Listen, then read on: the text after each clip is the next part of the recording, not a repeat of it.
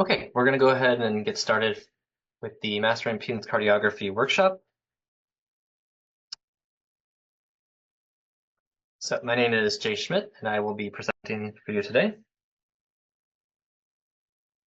So before we get started, I just want to go over a couple housekeeping things, make sure everyone can communicate with us correctly. So at any point, if you need to, we have the mute option there. We also want to make sure that if you have a monitor connected, that your speakers are actually going through your speakers. So as you can see here on the right, my monitor has these options for presenting audio, but we want it on the speakers. And then you will be on mute for the duration of the webinar. So down here, we also have the Q&A section, so you can ask us questions as soon as you have them. And then we will be reviewing them during the webinar if they come up, the actual content, and then live during the actual Q&A session.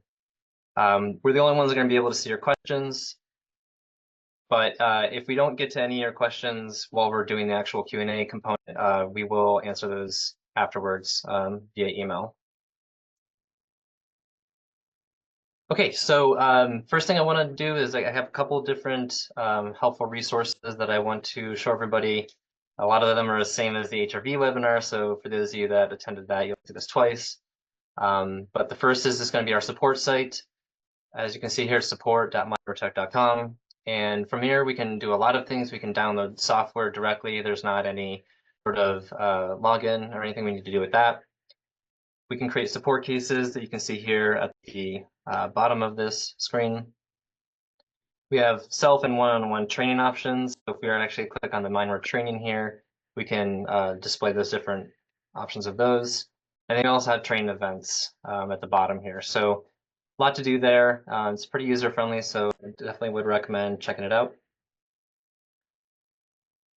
And then at the bottom of almost all our pages on the sports site, we also have a subscription to our different mailing lists. So we have one for quarterly newsletters, sort of what's going on at MindWare about 4 times a year. Of course, we have news, events, and software updates. So there we can kind of get information about what conferences we're going to.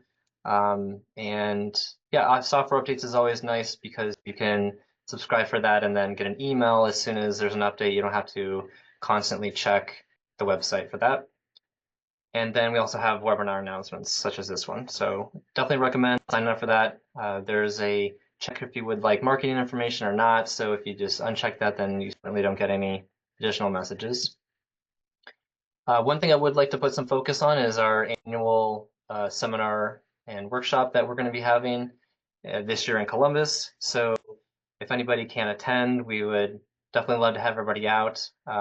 It's a really good, nice event where you can learn from the true experts in psychophysiology in the field. So great opportunity to get that sort of scientific background information about psychophysiology, but then at the same time also have that live workshop. So we actually will do an acquisition live together and go through some analysis as well. So it's a nice comprehensive 2.5-day workshop and seminar that we would love everyone to come out to. There's registration information, of course, on the main site there. And then you can see here, just kind of going over a little bit what I was talking about here. So not only do we get those first 3 things I talked about, but there's also the tailored advice, really. So asking these experts and our scientific advisors, really anything under the sun, from study design, participant recruitment, all the way through review of other literature and just general direction on how to essentially examine some of these research questions we might have. And then, you know, it's also a great opportunity to meet others that are in the field that you might not be aware of. It's always a great opportunity to potentially look at co-investigators and people that can assist with your studies. We also will be covering heart rate variability and impedance cardiography at one here in Columbus this year. So it's a great way to save a little bit of money. You don't have to go to multiple seminars, and it's really putting together the last 2 topics that we've been talking about. Okay, I went through this just a second ago here, but again, within the training sections, we have data acquisition and analysis. So these vary from things we can actually do over Zoom, where we can meet with you um, to provide these instructions. There's complimentary sessions we have available to anybody that has already paid for MindWare training so that you don't have to do that again. It's a great way to get refreshing information. And then we also have paid sessions. So if this is a new topic, a new sort of analysis that you've purchased, then we also have the paid options as well. Also within our sports site, you saw there was a training guides on the main screen. I would highly recommend everyone navigate over to the Introduction to HRV, Heart Rate Variability, and Impedance Cardiography. There's a lot of great material in there and supplemental to this actual webinar. Great, so the next thing I want to talk about is just sort of MindWare at large. Just a couple slides here, and then we'll get into the content of the impedance editing. First is just sort of going through this step of how we can collect all of these data from multiple sources. So from our actual device, we have our MindWare mobile there. We have our little field laboratory integration platform. We call it the Flip. And so these can collect audio video data, physiology data. We can synchronize with eye tracking glasses, such as the Tobii Pro eye tracking 3 glasses. And then we can essentially make this all work through different modalities. So in addition to the psychophysiology, we have these sort of affective behavioral coding options. So for instance, I'm showing the Mangold Interact software here. And then we also have the eye tracking analysis data, looking at a Tobii Pro Lab in this case. And yeah, so from there, we can take all of these different event files that you would be editing in these different platforms, and we can run them all, those actual event file outputs, into our analysis. So then we can ask really complicated questions, such as, for instance, if we're doing the behavioral coding, what was the physiological reaction when mom stepped out of the room? We can also say every time mom looked away from child, for instance, what was the sort of reaction to the child physiology? And then same deal with eye tracking. What was the physiological reaction when they were looking at something? What was how long was the fixation point on a specific item? And then again, what was that physiology change? So we can really bring it all together here. So for those of you that are interested in any of these other things, certainly reach out to us in the sales department, and we can help you get a total package. New features here, I just want to talk about two things real quick. So one is that we have the new CareScape V100 control cable available. In addition to that, we've put a lot of software engineering into this to integrate it with our acquisition software BioLab. And so now we can actually start and stop measurements remotely, which is great for those of you that had to potentially press the button on these things to start it manually. And we can also move away from the timer that is on these blood pressure monitors as we can start those single measurements and the frequency within BioLab. So it's a lot more ease of use and control, a lot more sort of consistency as we're going through and doing these collections. Last thing I want to talk about with this coming up here is we have finally created a new study compiler. It's been requested from us for quite some time here. And we are going to be releasing this here in just a couple weeks. So those of you that used it before many years ago, what we can do is we can take all of these different output files. Once we actually clean the data, we're going to export it to an XLSX, that's an Excel file format. And once we have all of those output files, we can essentially open them all at once throughout the study compiler, and we can define different times, points of interest. We can look at it at the study level or the subject. We can kind of filter through a lot of different epochs. And then we can merge all of these automatically once we're done by creating an output that would be ready to be read into some common statistical compilers that you see there. So anyways, it's a great tool that we're coming out with soon. So same as before, if this is something that you may be interested in, I think it would benefit a lot of our community. Please let us know in the sales department, and we'd be happy to send you a quotation for that. And then just as a reminder of anything else we do, because we do a lot of different things, we also do laboratory design and implementation. So we can actually come in and implement a total audio-video system, two-way communication between participant room and the controllers, really synchronizing all of these different modalities, such as if you are looking at something like EEG or eye tracking, we can really design that, put it all together, and make sure it's perfectly synchronized. And yeah, we'll actually handle out the installation and everything ourselves. So please let us know if there's something you may be interested in. Even if it's something that doesn't have something to do with psychophysiology exactly, let's say you're just doing the audio video collection for behavior, we can help you with that as well. So definitely let us know if any things seem something you might be interested in. And then another thing here is just our data analysis service. So, certainly we're all here to learn how to clean these data, but if this is something that you feel would be better off, handling for us, and you're maybe a little bit low on graduate students or research assistants, this is a great way for us to clean those data. As you can see here, there's a 5-step process. We're extremely rigid with everything that we're going through and looking at the data very closely. We go back and forth with you to really understand the study completely. And then we'll actually have a project completion meeting where we give you the complete output, how everything is edited, why, with notes. And after this is done, we're really with you for the entirety of these data. So even years later, if you had additional questions about it or there were some potential modifications that you made, we can still do that with you. Okay, so now I want to actually go into how we're going to be looking at these data. So first thing is just organization. This is a sort of suggestion on how we would want to organize these. It certainly doesn't have to work this way, but it will be nice, a little bit nicer to the applications and also to the people potentially that are going to be saving and reading these data. So sort of setting this up into a study folder, a master, and then having the different participants into their own subfolder. So in some cases, we will see that people also prefer to have all the participants' actual files just in the main folder. But of course, this could get a little bit messy and confusing. Certainly our study compiler that's coming out can handle either way. But again, this is a little bit easier to review. So I would recommend this if possible.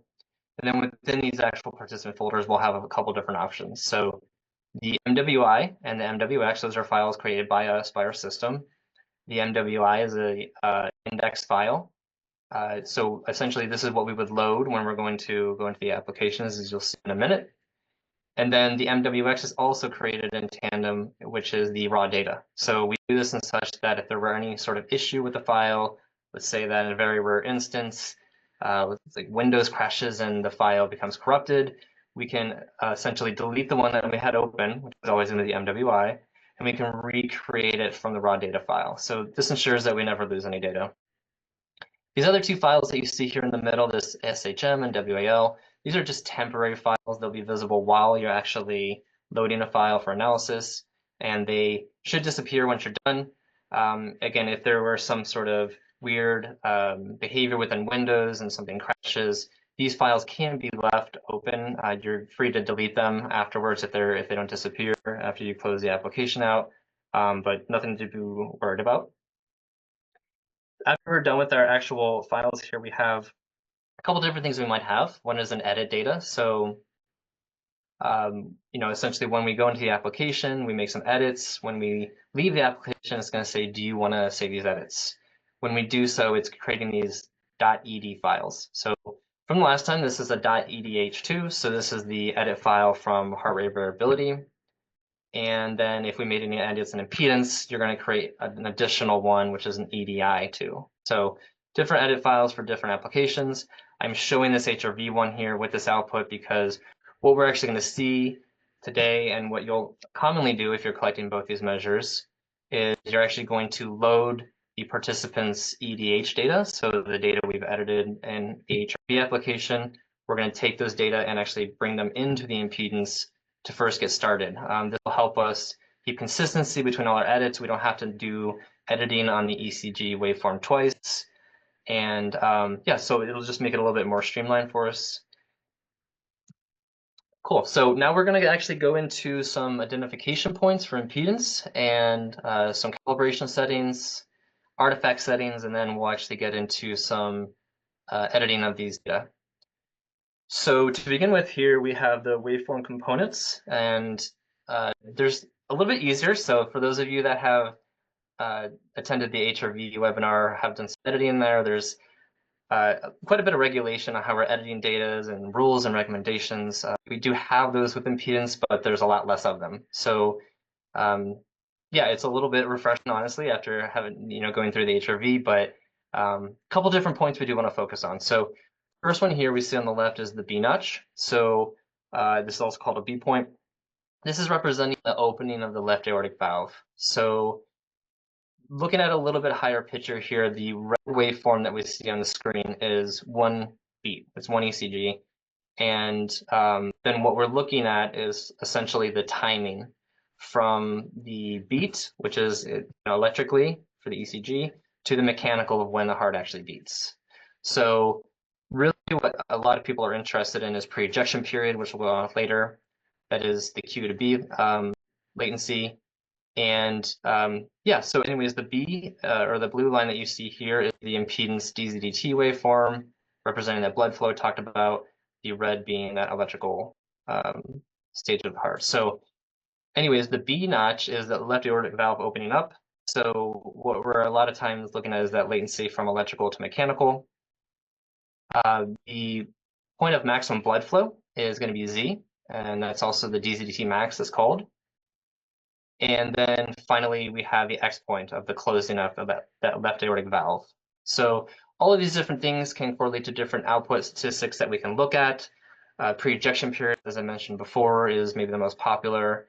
And then these other two components of the opening and closing of the valve can also be looked at with things such as left ventral ejection time. Other common outputs are the actual blood volume statistics, which are cardiac output and volume, which we'll see in a little bit. And those are, again, derived from the DZDT max. So in those cases where we want to use blood volume, we do want to make sure that we have a nicely defined Z point. Okay, great. So next thing we're going to look at is within the calibration settings. I have a couple different screenshots here to show this along with the little graphic. We will go through this while we're actually doing the presentation of editing, but it is a little bit nice to see in this way. So first thing you see here was the electrode type, and what people are mostly using is the spot electrodes. So those are the circular normal ECG sensors. And when we're actually applying these, we do want to make sure that we have the spot selected. And then additionally, we're going to put the sensors on the front of the body in this sort of jugular notch.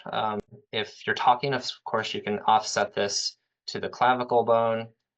And then we're going to put the other one right on this sort of xiphosternal notch right here. And then on the back, we're going to place the sort of constant current source sensors in these locations. So this is showing on the back. But point is that we're when we put the white sensors on the front, these sensing electrodes, we do want to ensure that we measure the distance between them. So just as shown here, center point to center point is a nice way to measure those. Doing this with a tape measure, it's also nice that you have the clip of the actual lead cable that clips onto there. That's a nice thing that you can feel sort of underneath the participant's clothes. So if we actually take those 2 points and measure these in centimeters, we'll want to write that down somewhere, create it within the file. You can do an F11 event or an F12 event in BioLab, and you can actually save that electrode distance there so that it's with the files. However you need to do that, do make sure this is a very important step that you're measuring this distance. What we're going to do is we're going to take that distance and we're going to feed it right into the impedance application. This is going to be per subject, and we're going to put that in there. That will allow us to have valid statistics for cardiac output and stroke volume. So again, those are blood volume statistics, how much blood was pumped out of the heart each beat and then each minute, respectively. So do make sure you're taking those measurements. If you don't, it's okay for other things such as pre-ejection period, and left ventricle ejection time. But for those blood volumes I mentioned, we would recommend not using them. But what this is doing is making the assumption that the taller that somebody is, the larger their sort of chest region, their thorax would be, and thus they would have more blood in that region. So we do make sure that's accurate within a centimeter if possible. Great, so the other option here, if we move that down, is to actually look at the type of electrodes. So at MindWare, we mostly will work within the spot electrode realm. We have advanced algorithms for detecting when these different components have. So this is really removing necessity to have band electrodes or a lot of different spot electrodes that you can see here. So what these are trying to do is replicate a band that might be going around the neck and the chest area that you can see here by placing multiple sensors. And yeah, these arrays can be a little bit intrusive for natural movement and behavior for the participants. So what we have done is developed, we worked with team, and they have developed a B-point calculation method that we believe is just as accurate as this in a lot of cases. So by using the 4 sensors that I showed you in the previous area, we can get the same measure. If you are doing the band electrodes, though, we can certainly analyze them in such a manner. So what you would want to do is, like I said, here you want to change the band, but during the measurement, do the same thing. You're actually going to measure these interior to sensors as far as their relation to these bottom ones on the front. So if we went down here, it'd be center point to center point. What is this actual distance in centimeters? Much like what we did in the previous example. And then you want to also measure it on the back here. So we see that there's a front distance and a back. So this is because as we're putting them on, they're not always completely equal from front to back. So if this is your array, just make sure that you're putting in both those distances, and that you're also, of course, measuring them during the acquisition point. Okay, great. Next thing that we're going to look at is the ensemble length. So what we are going to do is we're actually going to take each cycle from the ECG, ICG, the DZDT, and we're going to create an ensemble average for it. So by doing this, when we're actually editing, you'll see here in a moment, it actually gives us a lot more freedom to make edits with impedance because we're looking at an aggregate of a certain amount of time. That's usually 30 or 60 seconds. And so if we were to remove 1 or 2 cycles that are messy, it really doesn't affect the whole statistically until we really get into, editing somewhere in that 40% range or something. Once we're doing something like that, it's really, our recommendation is, we'll see at the end, that you don't use that segment for analysis if we're having to do essentially more than 40% editing. So anyways, this is 750 milliseconds is our standard window. That is usually fine for Russian-state adults and children. If we are looking at even younger populations, such as infants, toddlers, neonates, in vitro, of course, for those, they're going to have a much higher heart rate and much better breathing rate.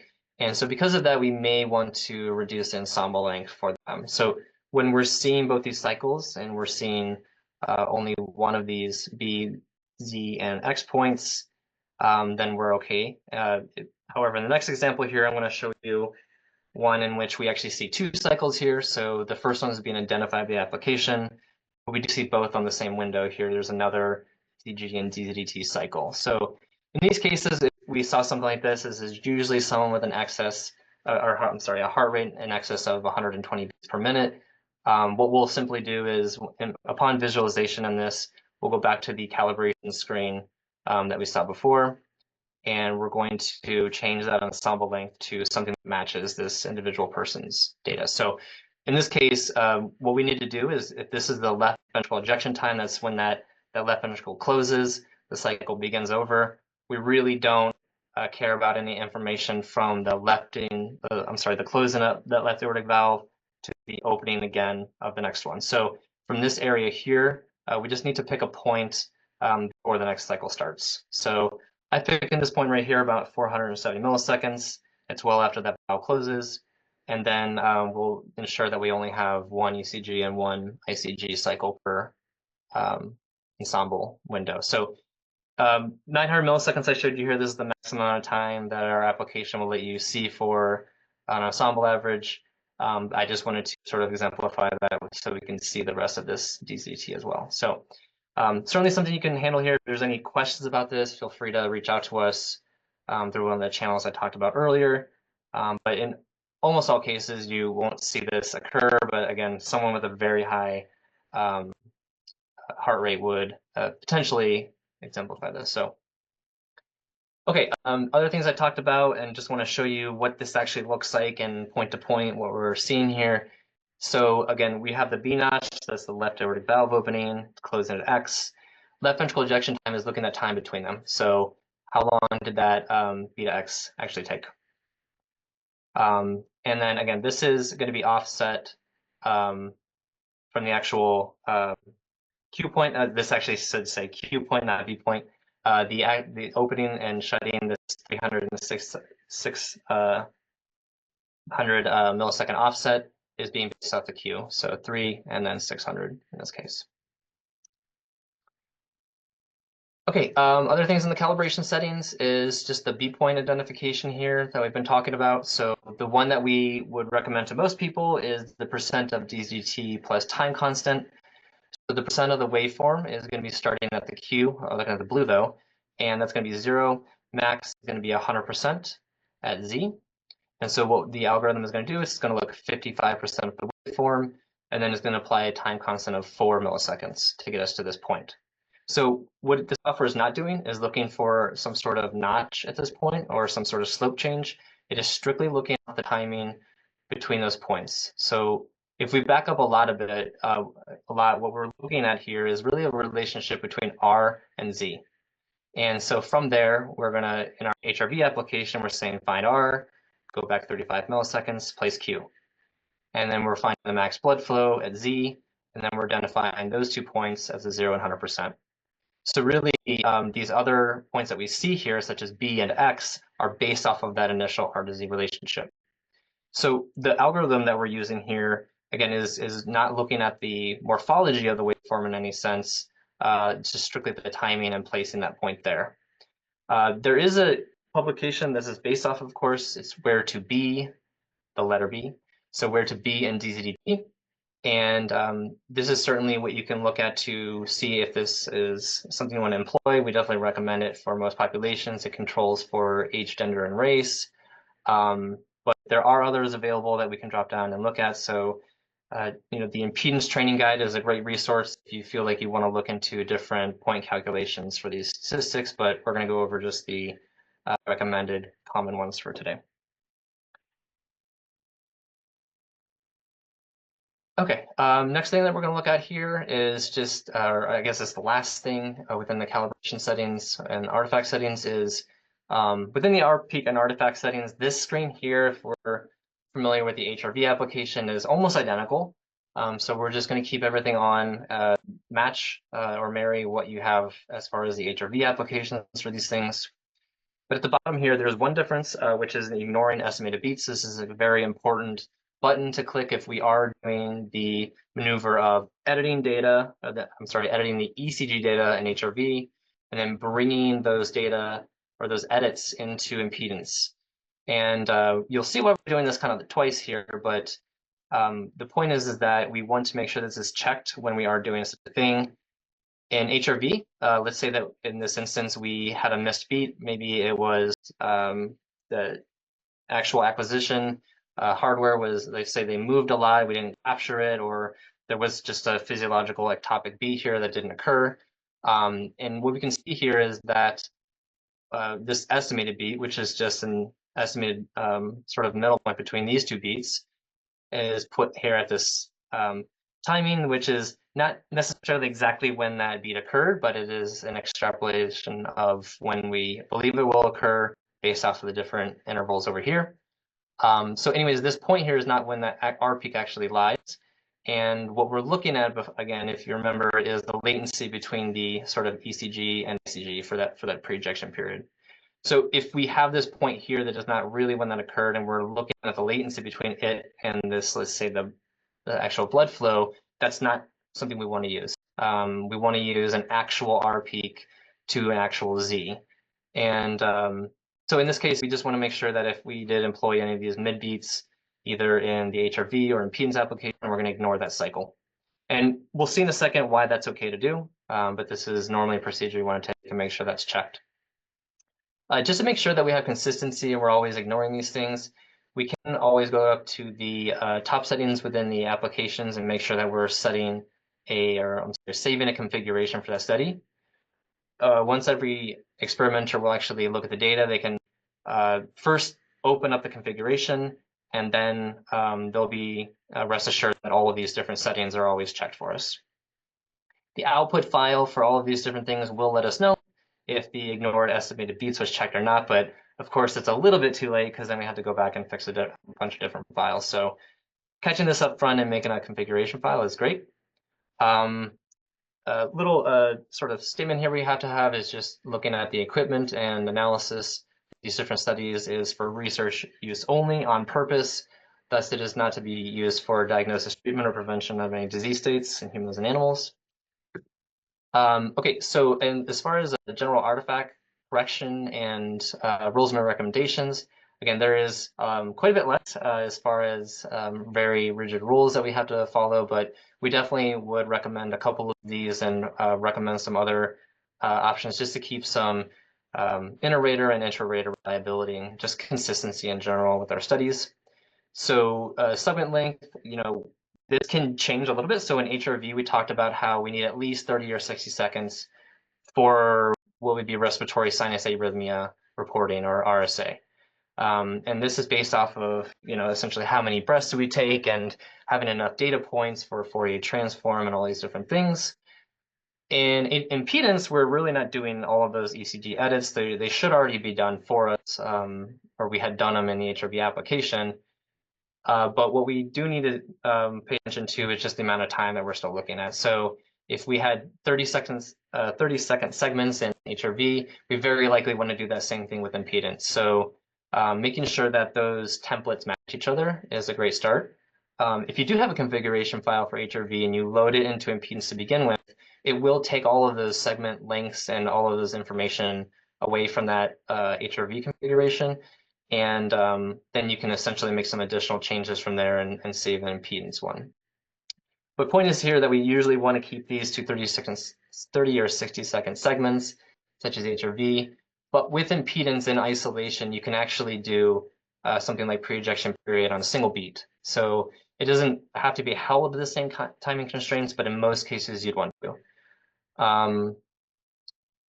And they sort of extrapolation, so it's the same as before. We want to make sure that we're not mid-beating, which is, again, we saw that before, but we can see it down here around time 5 seconds in, that there is a mid-beat there. So we want to keep those to 10% or less per segment. But again, it's likely controlled in HRV. We say, well, let's keep it below in there. So we're bringing in the edits, then it's inherently 10% for impedance as well. So not something we need to necessarily control for at this stage, but just a sort of reminder that we need to always stay below that. And then data retention is a little bit different here. So I mean, we're still trying to keep at least 50 to 60% of the ECG data. And again, putting that on there is because we're actually going to make edits to the ECG data and impedance. We don't actually edit the blue DZDT waveform. Again, keeping that for consistency with what we did in HRV is always a great idea to do. Okay, so at this point in time, I'm going to go ahead and close out of this, and then we can start to actually look at these analysis. So first thing I'm going to do is I'm going to open up our HRV application. I just want to show that process of what we're going to do of editing our data and then exporting that so that we can actually receive that edit data file into impedance. And that, again, that'll prevent us from having to edit the ECG data twice. So what we've gone through is we've actually looked at this, and we actually looked at this in the last section, and we made an edit that I've done at the beginning of this file. And so when we've made that edit, we're going to exit the application. I'm not going to do it as live, but it'll have you create that EDH file that I first talked about in the PowerPoint. So that's that actual edit file for HRV. And so then when we're done with that step, we would actually go to impedance. We can open up the same file. And then at this stage right here, the channel mapping, because again, we have edited these data in HRV, what we can do is we can now say that we already have an edit file. It's not going to automatically find it because it's not an impedance edit file, but we are going to, just for the first time, we're going to say, well, here is the edits from the HRV application, EDH, for heart rate variability. So we're actually going to say this is the edit file for that one. In doing so, it's going to automatically gray out the ECG because we've edited those ECG data already in HRV, so we don't need to do it twice. It's not going to allow us to do it twice because we've manipulated certain settings and we want to keep those constant. So it's basically saying, you know, if you have it edit, okay, great, we're going to take all that information and not let you make too many additional changes to it. But we do have the ability to still map our impedance. So we have the Z0. There's with MindWare, we have two different impedance waveforms. So Z0 is the sort of raw impedance waveform. So this is also known as Z0, NAUGHT. And then what we also do at MindWare is we have the first derivative of that signal, which is the DZDT. So you can think of that first mathematical derivative such as the max or the slope change. So the whole y equals mx plus b.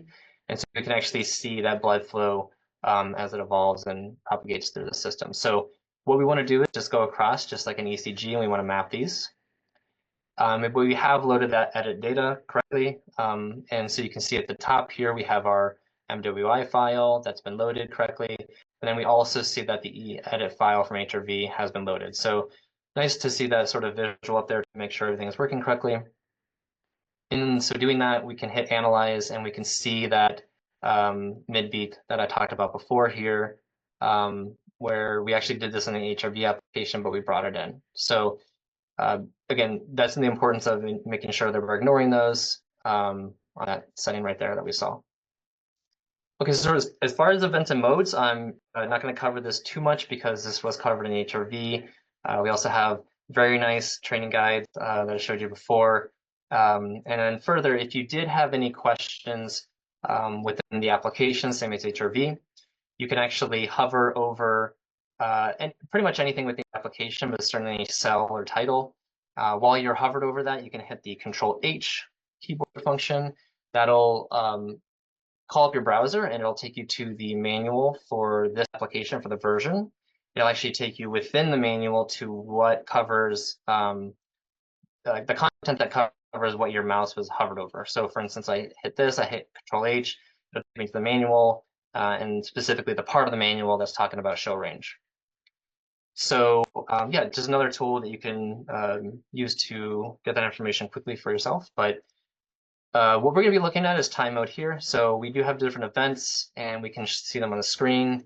But just to keep things a little bit simple, I'm just going to do 60-second segments starting at the beginning and then at the end. So we can, if we wanted to, if for those of you that want to do a 30-second segment, you can easily change that here, but we are going to be looking at 60 for today. Okay, so other things here that weren't formally covered before that I just want to touch on real quickly. So TPR here, as you may notice, so this is total peripheral resistance, also known as vascular resistance.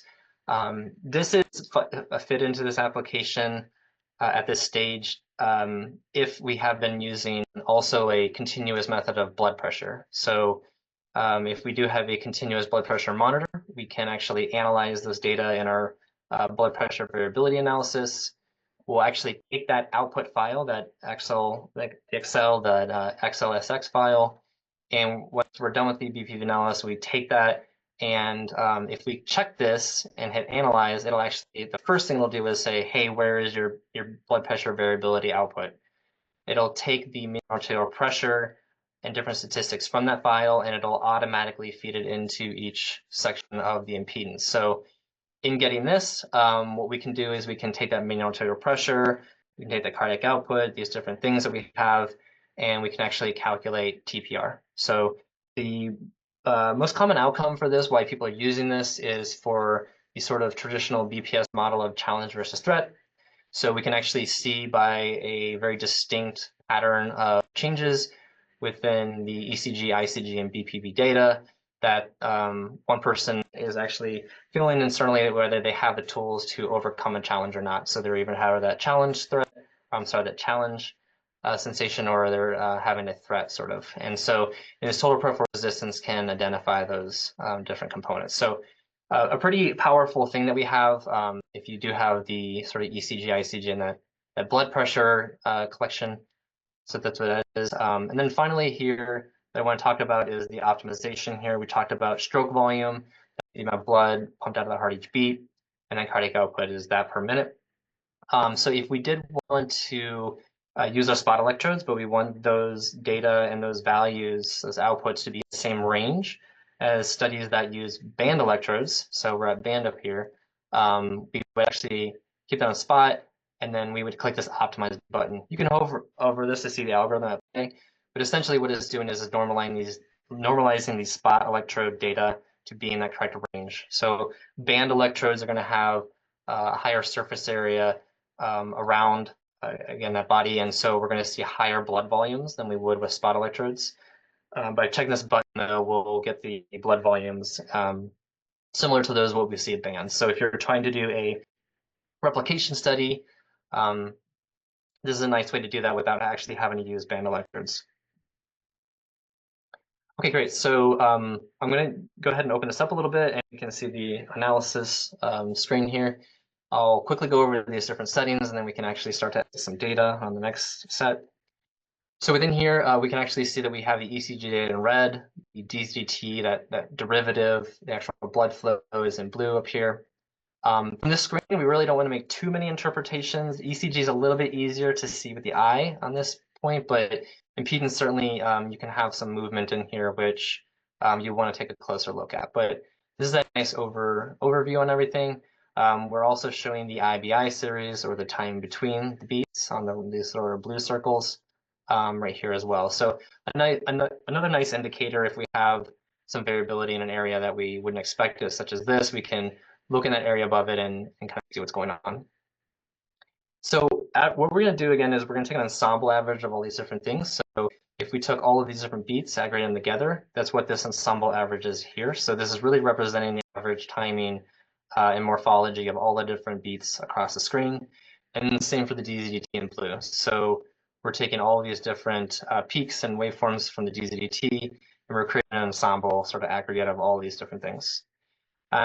In doing so, it does allow us a lot of flexibility to make some edits and remove our peaks that have a DZDT, an associated DZDT that's very messy. And that's how we edit that DZDT waveform. We're actually saying, okay, well, we're not going to edit the blue because it's squiggly. We don't know what it looks like. The sort of morphology is very different between participants because it's very dependent upon electrode placement and, you know, things such as the movement artifact is quite a bit to do as well. So all these different things can make the DZT look a little bit non-standard. But this ensemble average really moves a lot of those effects out and cleans it up for us quite a bit. So in looking at this ensemble average, we can see all the different components that I showed you before. The show range here that we'll see, and these other dotted dashes lines for LVET. So what this is looking at, we'll go back to the previous screen here. We saw this show range that I had checked on. What that's doing is looking for the expected range for that left aortic valve opening based upon the heart rate for this participant. This is based on a very large data set study that essentially looked at ECG and ICG, setting some sort of minimum and maximum of where this could be expected, again, based off of heart rate. And so for this participant, what we're seeing is that the sort of dotted line is the minimum area where we expect that to occur, and then the dash being the maximum. It doesn't say that this is something that we have to stay for as a complete truth. It's just again a very good idea of where that should be based off of. So if B is being estimated outside of that, it is up to your discretion whether you're going to use it or not. But in most cases, we would recommend at least discarding that editor. So anyways, we can see B here is being put within this range, and yeah, so it's well within that. We can be rest assured that that's a normative range for that to be based off of. And then the LVET that we saw before, that 3/600 millisecond offset from the B, is going to be within here. So it's essentially looking to say what is the lowest value within here and place an X there. Cool. So other things here we can do. So Ensemble editor that I'll run to real quick. So if we ever needed to make some manual adjustments to that B location, so if you want to do that, you can certainly put that in the correct location. We recommend almost never doing this though, because we have this nice algorithm that's looking at the difference between R and Z, and basing that time criteria off of that. If you wanted to though, if you really feel like you know what you're doing, you want to move that around, the Ensemble editor will certainly let you do that. Same as before, if this X is going to be put into that trough, and that's that perfect location because that's where the resistance is high enough. Again, if for some reason the application is not putting it in that trough, what you can do is you can certainly put it into that minimum value. We can look at the X value location and just make sure that it's in the lowest possible one here. And we're going to pick the first point, and then we're done. Again, and if we need to move Z, which we'll see in a little bit, we can move it to a correct location of where that hump actually should be located, and then we can recalculate B based upon that timing change.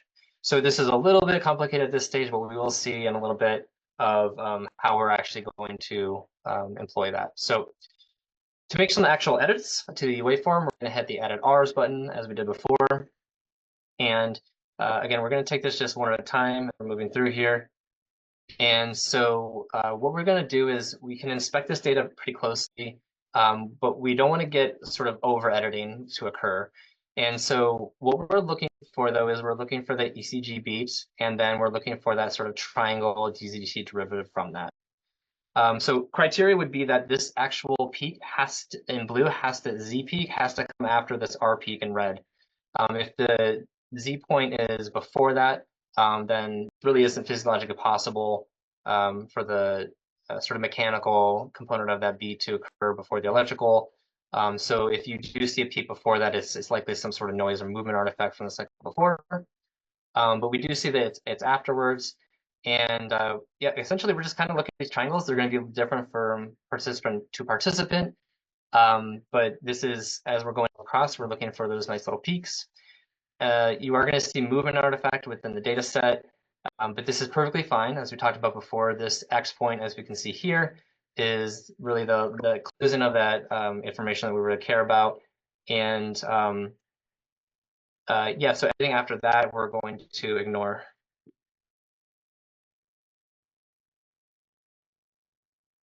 Okay, so next thing that we want to kind of focus on here is just the ensemble average and kind of why it's so robust. And so you can see here if we have some movement artifact, we do have that closing. But again, this motion here isn't anything, or this, what I think is motion, is not anything to be concerned with because by the time the next cycle occurs, we really are starting over. So really what we're looking for is anything that happens to be kind of messy in the beginning area. So this one right here could be one that we question, or even this one right here, as they're occurring maybe at the same time as that peak, and then this just looks very messy. So it's hard for us to really discern if this is the actual waveform or not. And then, so what we would do in these instances is we would say, well, I'm not comfortable with these two. We're going to simply delete them, and that's really all we have to do. And by doing this, you can see it sort of influences. So I've removed a couple beats. Our pre-ejection period, for instance, is 100 milliseconds. And we can see by doing that, by removing those two after I exit out that window, it's really stayed at 104 milliseconds. So we can do quite a bit of editing within here and still keep that same value as we wanted it. So this is a very clean data set. Honestly, if I were to come to this data set, as a sort of more experienced data cleaner, and I saw this very nice DZT here, of course, with Z in the correct location, I moved it. I really wouldn't go into here and make too many edits on that screen. As you can see, like I'm removing a couple things that had motion artifact. They weren't this perfect triangle, but even by removing them, it didn't really result in any sort of change in the data. So when I see this thing that this clear, everything's defined, I'll kind of just leave that alone and write it out. Certainly when you're first getting started and you're in that intermediate stage, we'd recommend going into the editors and looking at all of those different things to remove ones or just identify that this is okay to leave. But as time moves on, certainly I think it's safer to use ensemble average and kind of just write it out. Just going over some statistics here. I'm going a little bit behind, so we might dip into the Q&A portion just a little bit here. But I want to describe a couple things before we move on to a sort of messier data set that actually necessitates us to make some edits. So those statistics that we want to look at here, just to kind of repeat from before, is the left ventricular ejection time. So again, that is the 3 and 600 millisecond offset from the left aortic valve opening up, and pre-ejection period being that time from Q to B. How long did it take for that left ventricle to actually open up? And then we have stroke volume and cardiac output. So again, the stroke volume being the amount of blood pumped out each beat, and then cardiac output on a minute cycle here. So you can see it's the heart rate times stroke volume. We have our Z0, which is the sort of point right here of the actual raw impedance waveform rate based off of before, our GZVT max, so this location here for Z, and then the mean interbeat intervals, number of peaks that we covered before. And then as you can see grayed out here, we have the mean arterial pressure and total peripheral resistance.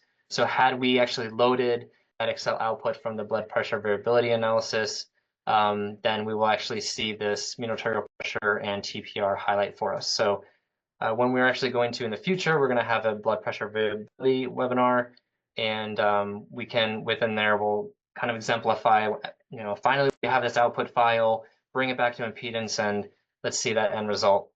For those of you that are collecting ECG, impedance, and blood pressure, the analysis routine would probably be editing those ECG data, then editing the blood pressure data going into impedance, or editing the blood pressure data, then ECG, and then impedance. So if we were to do ECG, impedance, and then blood pressure, well, we don't have that output from blood pressure yet. So just making sure that thinking through that sort of order of operations. Okay, cool. So the last few minutes that we have available here, I'm going to spend some time actually editing some messy data, which I think is probably what everyone would like to mostly focus on here. So I'm going to open another data set or two, depends on if we have additional questions. But I will go ahead and open this one. These files that I'm using, the materials, the PowerPoint, the recording, this will all be sent to you following the webinar. And one thing as far as the webinar as well, once we're done here, there's a post survey that we would like everyone to fill out if possible. So it's just going to let us know how we're doing. So any sort of honest opinions and statements you want to give us, please do. It's how we can make these a little bit better. But we would appreciate it if everyone could fill it out. If you do fill it out, you will actually gain a certificate of completion for the webinar, which is great for those of you that could use that in some sense. So do fill it out if possible. But okay, so let's go ahead and edit these data. I'm going to say I don't have an edit file from before, and then I'm going to map across these screens. Ideally, we would call this something like ECG instead of Bio1, but for this instance, it's okay. So we've mapped those settings. We're going to go through and just make sure that we have the normal ensemble lengths and all these different things. If we did have that front impedance, this is a per participant field that we need to fill in. So always make sure that you're putting that electrode distance in there. If you don't have this for the entire study, one thing I do like to do is actually have this at 0 and then just save the configuration as such, because when we have the output file, like later on, we can control for that electrode distance being put in there or not. So if it's something also like later on that we decide like, oh, hey, let's see what the stroke volume was for this specific study. If it's just that sort of standard 25 centimeters that you saw in there, well, that's not valid because we didn't put the actual participant measurements. So if we did that or we just don't have them, I always like to say 0, and then it'll have a 0 value later on for the stroke volume and cardiac output. But okay, let's go with the 25 for now. Let's just say that's exactly what their measurements were. We have our estimated beats on, we'll hit some analysis. So this right here is a waveform that I wanted to show, which is just something that is ectopic in nature.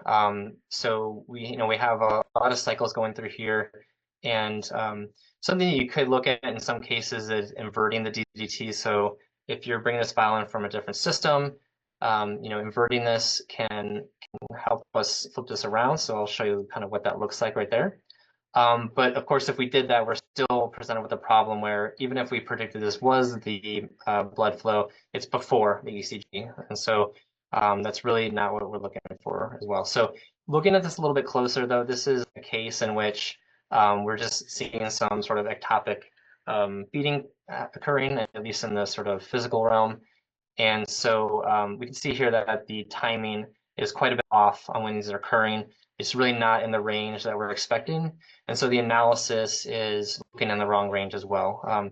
This isn't something we want to fix, so we don't want to come back and say, oh, the ECG was here, and then the beat occurred after that.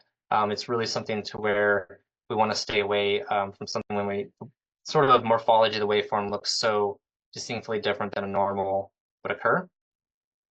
The second data set that I have here prepared is something which we call a double hump structure, which some of you may be familiar with.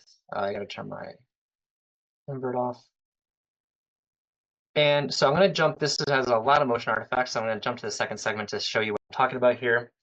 What we can see here is that we actually have that normal DZT waveform and that with that maximum Z, but then we have a second sort of hump afterwards. As far as the reasons behind why this could occur, if it's on a single beat or a couple different beats, it could be due to postural shifts. So if they are moving around, if they're kind of fidgeting back and forth, if they're from seated to standing, they're actually walking around. There's a lot of motion. You can see this on a couple different beats.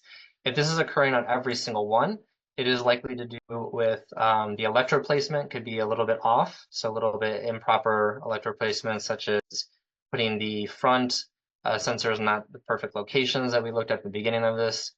It could also be just due to the sort of individual differences in that person's makeup. And so it could be ectopic in nature, it could just be, again, something to do with placement. But in the end, doesn't really matter our senses for what we're trying to do with these data. We just need to make sure that we're selecting the correct beat.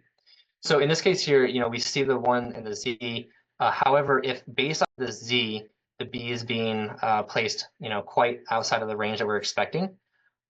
So what we could do is we could open up the Ensemble editor and we could say, like, well, what if it were the second beat? So we want that highest point there. So I'm going to train my eyes on this Z value, and we're going to kind of pick that first highest point, which tends to be that 0.33.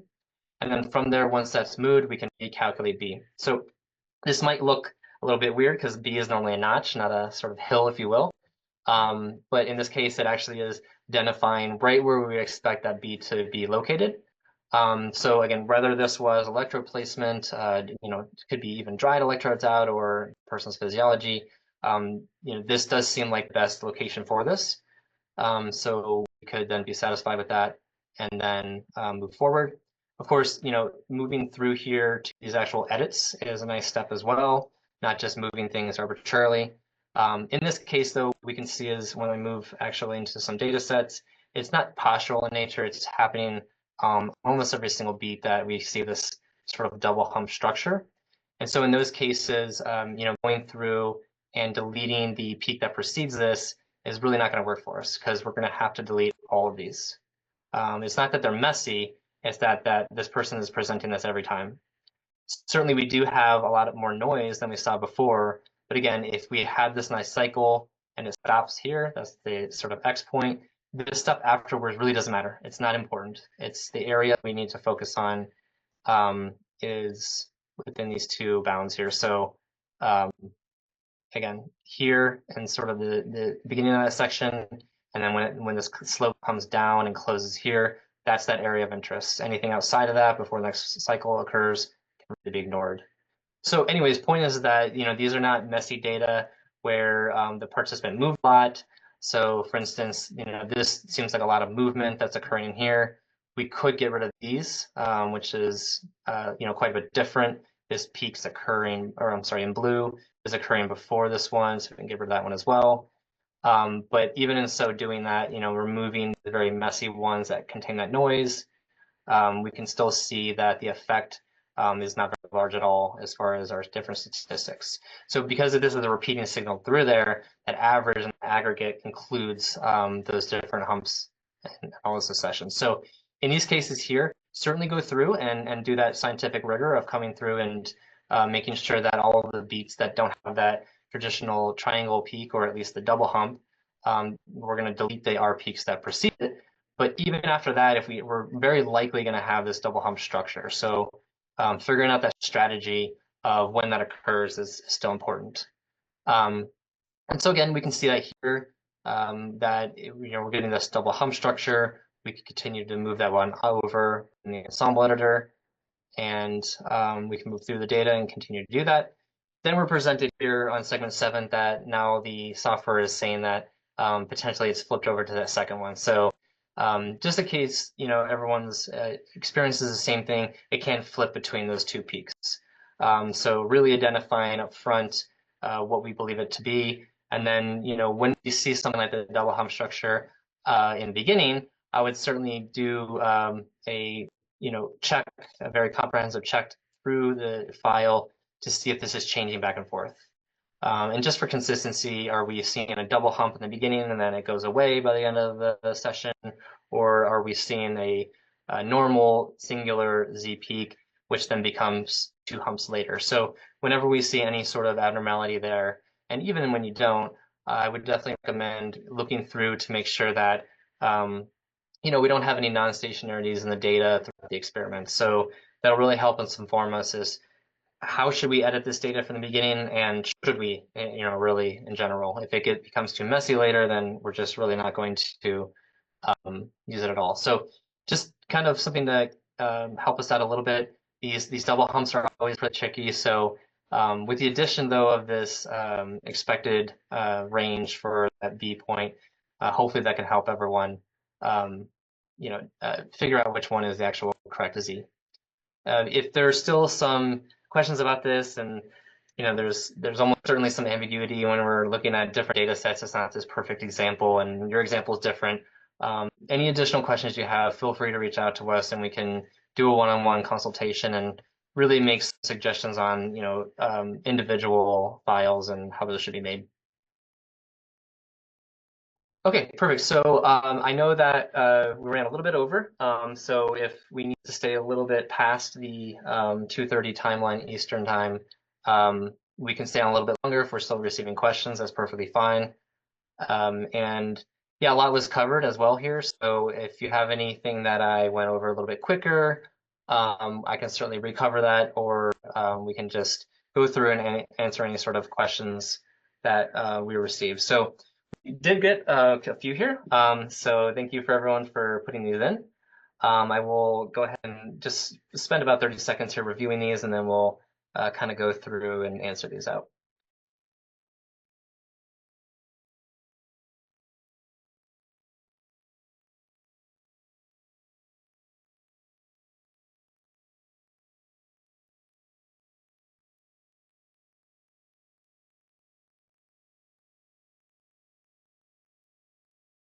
Okay, so right in here, we have a question about how do we change the constant in the %DGT plus time constant. So there are certainly situations in which we may want to change this, as long as there's some sort of informed decision on why we're doing that. But to change that constant time here, we can just simply click to this field, and then we can modify it as necessary. So if we wanted a 8 millisecond offset, then we can just place that in there, and then that'll be in the correct range for us.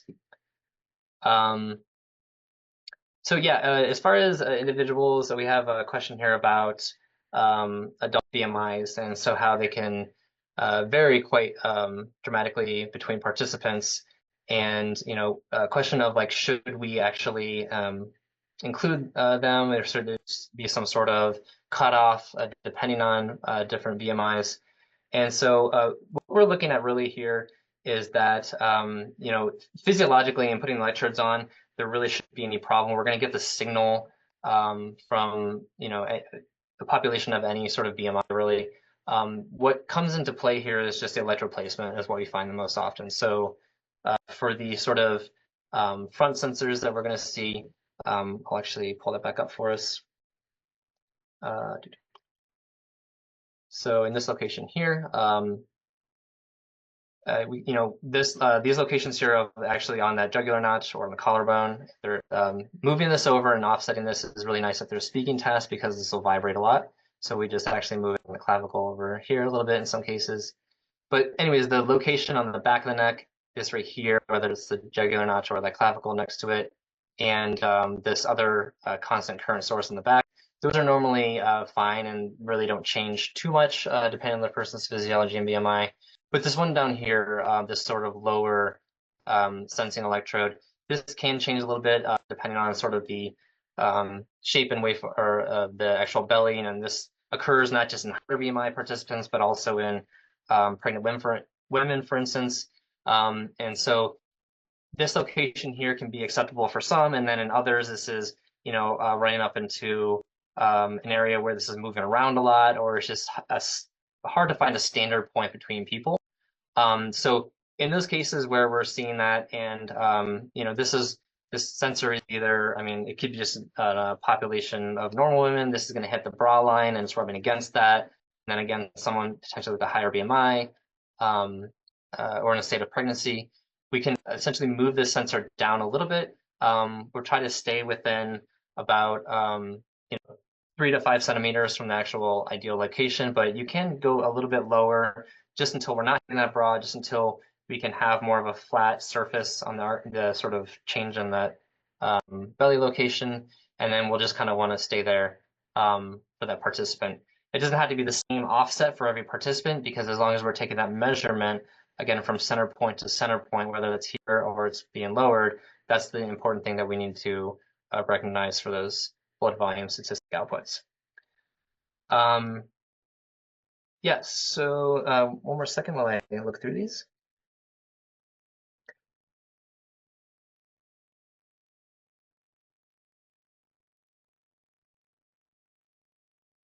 Okay, cool. So we have just a question here about editing, sort of first finding those R points, and then once that's been done, how do we actually do that impedance?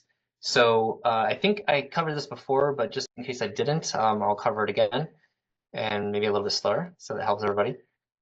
So when we're actually looking at this data set here, if we were to come into some messy areas, such as this area here, first thing is we're looking at the ensemble average. This looks a little bit not standard compared to the first example I have. So either way, we're going to be jumping into the editors to clean up some of those cycles, or just verify that it's something that's repeating again, like that double pump, and it's not just a one-off. So in here, we can look at these and we can actually start to say like which ones are ones that we would recommend removing. And again, it's a little bit difficult sometimes to pick the correct one, and you're a little bit more feeling like you need to delete this one because there's this nice peak that we're expecting, but yet this is what we're actually recognizing. So again, even if this looks like a peak, we don't want to get sort of fooled by that randomness and really focus on this peak down here. The amplitude is not of major concern for us. It's just the sort of timing criteria of when these things occur. So this is that normal double hump that we're experiencing. And so this is actually a fine structure to leave alone. But we can move through here and we can see some messy ones for sure. So for instance, when they become very distorted, I think it's a little bit hard to tell one from the other. So, areas such as this, where we have this offset, it's dipping down very low, and then it just seems further away than we would normally expect it to be for this participant based off these normal ones. So what we're going to do is we're going to say this cycle is one that we don't want to use, and we're going to just delete the R peak that precedes that. And so doing that, the algorithm that's in play automatically knows that we're not using this one, and thus don't use this corresponding ZZT towards our calculations. So nothing is being used here. And the fact that this is turning yellow is saying that this is a very long interval. That's true, we know that, but we're not really getting anything from this at this stage. We're not using the heart rate necessarily, the heart rate variability, all those things we already captured in our analysis of HRV. So it's fine to leave them there. It's just sort of a notification to let you know, but it really doesn't apply to us anymore. So let's say that we're going through here and we're really getting a lot of sort of ambiguous information about, this is a normal cycle or not. We can essentially come in here and we can start to delete these ones that really don't have even one or two peaks that look normal to us. And I'm not going to go through all of these here, but a lot of this range I think would make me quite a bit nervous to say, like, if someone questioned me, like, is this an actual peak? I mean, there's so many different things within here that could be that that I'm not quite sure. So going through there and being very careful to ensure that we're always meeting this criteria of the peak being after our peak, and that it has that normal sort of triangle structure or the double hump for this participant. So we're going to go through and do that complete thing. And we just keep an eye again on the pre-ejection period. I've made a lot of edits to that, and it's stayed standard. So it does give you a little bit of confidence that you can remove a lot of those messy areas and still get a valid pre-ejection period statistic. So again, looking at the ensemble average, the order of operations would be look at that. When it looks like that first example I have, the single Z peak, the nice closing, we can really trust it. We don't have to go into the editors and make those edits. But when we do have any sort of abnormal DZT, then we do want to go in and really make sure that the only things we're including in this ensemble are good peaks, just to ensure that we're not having any sort of timing difference, we're not having too much noise put into the average, and also to ensure that this is something that is repeating, in this case, this double hump, and it's not just a couple points of noise or something that are contributing towards that ensemble average. So anyways, that's kind of the way to go through that. Again, first training on ensemble average, and then once it doesn't look normal, we'll go ahead and make some edits to those imperfect DZT cycles throughout there.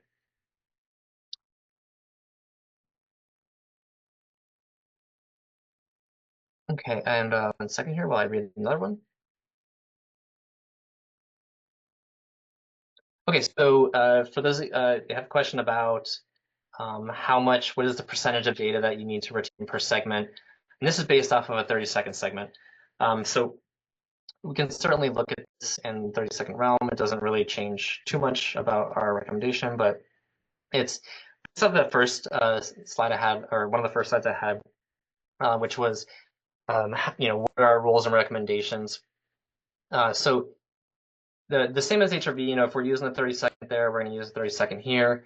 And what we're going to try to do is we're going to try to keep that same thing. We're trying to retain at least 50%, but ideally 60% of the data within this segment.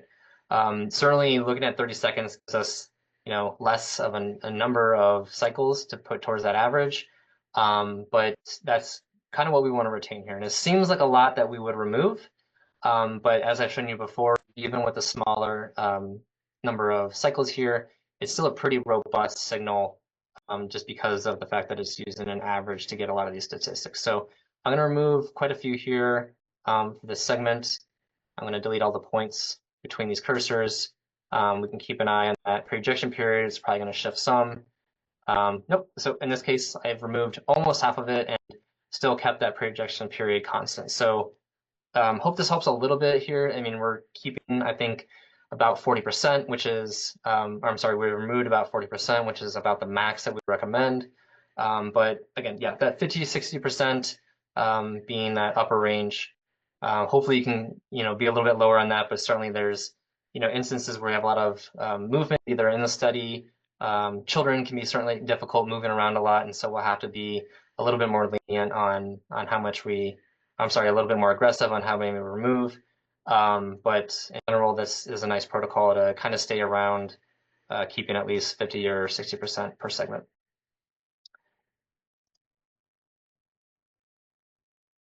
Okay, and I'm gonna read just a couple more of these here. We have just about 10 minutes left, so if you do have any questions, feel free to shoot them in here and we can see if we can get them on the board and answer them real quickly, but we have a few more here that I can answer.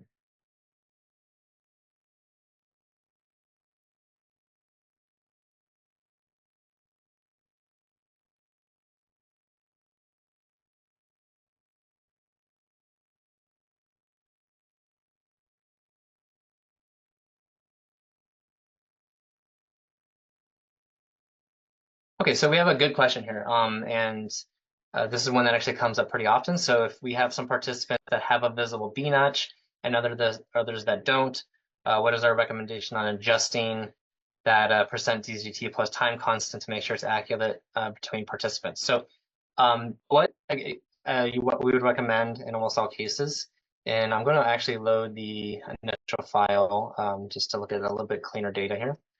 So yeah, in this participant here, you can see in this first segment that we actually don't see too much of a notch, right? Like if we look at where B is being estimated here, there's a tiny bit of slope change, but that occurs a couple times in this file, sure. So it would be hard to say like exactly where that occurs. Later on, it becomes quite obvious to us that, this is the notch, it presents itself more. Um, and this can also be based off of heart rate. And this is the same with ECG and impedance. Keeping an eye on that is nice because as the heart rate is higher, you're going to see less of these things. You're going to, B notch is not going to be quite as visible. If there are any sort of ectopic ECG, ICG beats, that abnormality is less likely to present itself when the heart rate is higher. As heart rate slows down is sometimes when we can see these different characteristics within the waveforms. So it's not going to happen every time, certainly, but it is something that we can, just be cognizant of course. And so in this case here, the heart rate is certainly, lowering by a little bit, but not substantially, but we do see this notch occur there. So in this case here, if we can pretend that these are different participants. Participant A, we actually don't really see too much of a notch, and then participant B, we actually do see that notch. And so how do we actually keep this consistent between people? So our recommendation is that you don't use move the V notch unless you absolutely have to, or there's a really good informed reason to do so. Even when this is not being put in the perfect location. So perfect location with this would be that trough, that lowest point within there before it starts to go up. So I believe that is around there. So even though that would be what would be the sort of visual inspection perfect location for B, it's really, if we're looking for between subject analysis, this is right here of using two different tools of, okay, for some, we're using this R to Z relationship and the percent DGT plus time constant. We're going to estimate where B is. We're going to use that algorithm for one person. And for the other ones where we can't see it, or we can see it, we're going to move it. And we're actually going to say like, oh, here's the notch, put in that location. So that right there is going to cause way more variance in results than just allowing this to be a little off from that visual inspection for that particular person. And then, between subjects. If we were doing a within subject study, which is a little bit more rare in most cases, then certainly we could, if this person expresses this notch, and let's move that notch again to the lowest point before it goes up, and then we're good to go. I mean, it's not too challenging to move that around there. But certainly having one or multiple people do this and, following the same exact rules and making the same decisions on where they're going to move that B is quite challenging and can skew our results quite a bit. So yeah, so even, like in those cases where we can see it, let's just leave it a few milliseconds off. And then that'll be consistent with the same algorithm that we use to detect that B when the notch is not visible.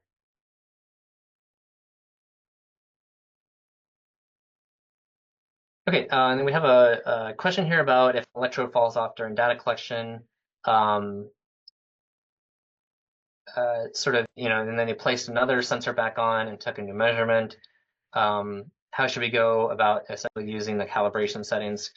So yeah, as long as you can put the electrode back into that the same location, usually there's a somewhat of a red circle that was where the electrode was placed, then everything could be fine within the calibrations. For those where the electrode fell off, I would try to see how much usability is within that clean data. So if there's at least that 50% I talked about before, even with the electrode off, then we can, usually discard that port.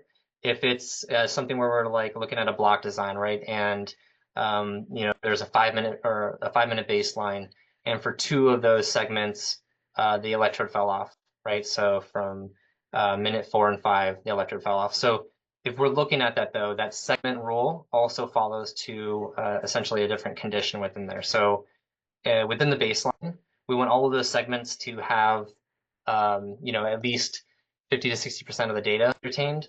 But for that entire condition of baseline, we want the same thing. So usually I kind of follow a 60% rule with that. So if we actually remove 2 of those 5 segments, we still have 60% of the data in there. So I would just discard those 2 segments that didn't have the usable data because the electrode fell off, if possible. There's obviously a lot of different situations where a different recommendation could be made, but in general, that's a nice kind of place to start with that.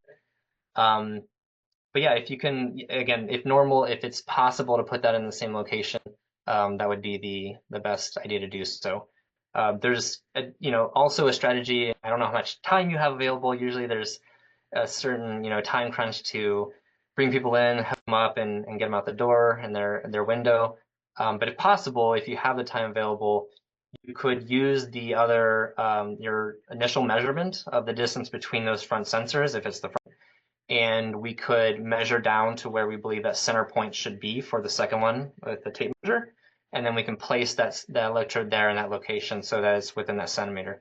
That's not the easiest thing to do in the world. If you have two experimenters, it's quite better to do so, but just another sort of last-ditch sort of strategy if you need to put that back in and you can't see where that last electrode was placed.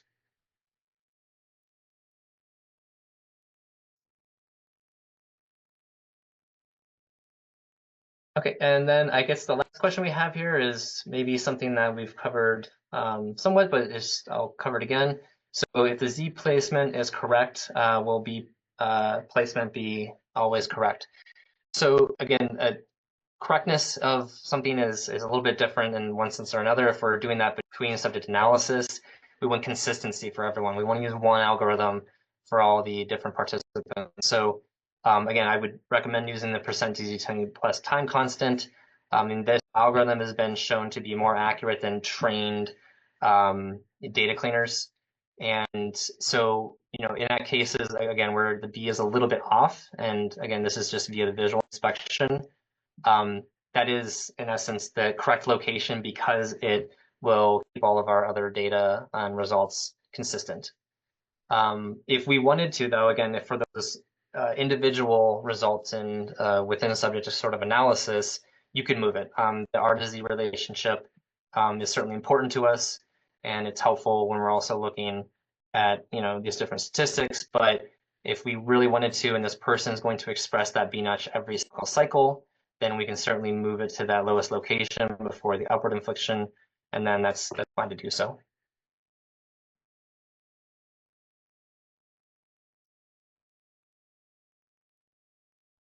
Okay, and then let me see if there are any others that we haven't covered yet.